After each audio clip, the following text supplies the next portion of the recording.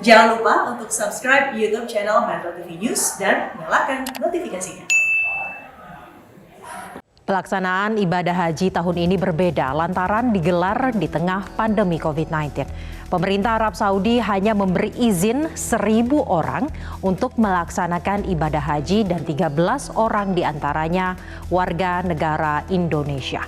Sementara ratusan ribu jemaah calon haji Indonesia lainnya kecewa karena batal ke Tanah Suci.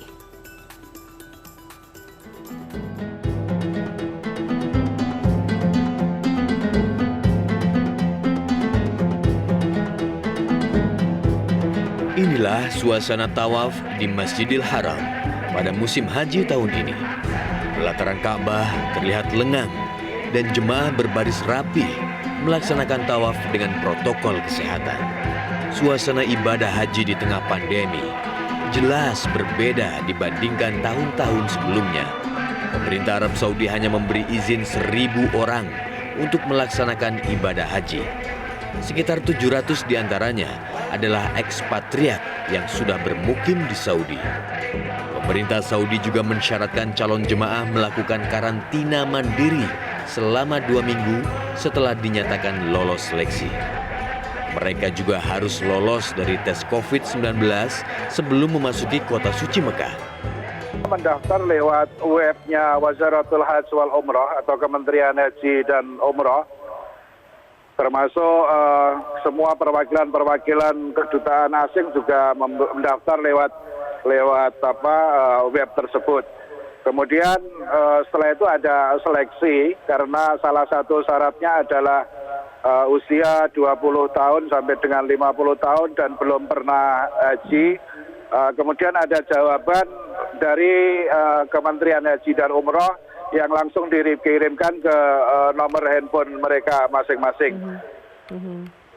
Akhirnya terpilihnya 13 WNI tersebut. Dari 13 jemaah calon haji asal Indonesia, 2 diantaranya perempuan. Mereka mengaku protokol kesehatan sangat ketat. Pemerintah Saudi mengancam mencabut izin haji bagi yang melanggar aturan. Hasil pengumuman lolos itu di masing-masing daerah itu dikarantina, Mbak. Dikarantina kurang lebih 2 minggu atau 2 pekan di rumah masing-masing dan kami tidak boleh keluar rumah. Ya, kami juga dipasangkan seperti jam monitor seperti ini. Kami tidak boleh keluar rumah. Apabila kami keluar rumah 10 meter dari rumah, maka kami akan dihubungi petugas sehingga bahkan kami bakal bisa didiskualifikasi untuk menunaikan ibadah haji tahun ini. Beberapa hari dimulainya prosesi haji, pemerintah Saudi melakukan sterilisasi areal Masjidil Haram. Pemerintah Saudi juga mewajibkan jemaah membawa sajadah sendiri dan hanya mengizinkan minum air zam-zam dari botol kemasan. Protokol kesehatan sangat ketat, mulai dari keberangkatan mereka di Bandara Riyadh, kemudian Bandara Abha atau Najran yang di bagian selatan, dan juga Bandara Al-Jauf yang ada di utara.